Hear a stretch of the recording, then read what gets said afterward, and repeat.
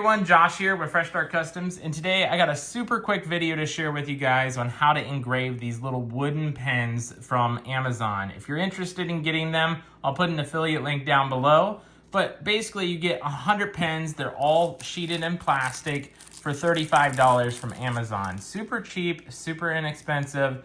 They're nice quality in my opinion. They're all made out of what looks like bamboo here, and then they have chrome accessories on it. Now you can choose different colors as well. I'm gonna just link the chrome ones that I got for you. And then I'm gonna share with you guys my settings. I'll show you a live engraving of this happening on the WeCreat 20 watt. And then I also did this on the original F1 series machine from xTool. So I'll go ahead and share those. The xTool settings were just the basic bamboo settings, so that turned out pretty well on that. I'd probably bump up the power a little bit. You'll see that in just a moment with the card night one. But I made a couple of these for a family card night as gift items.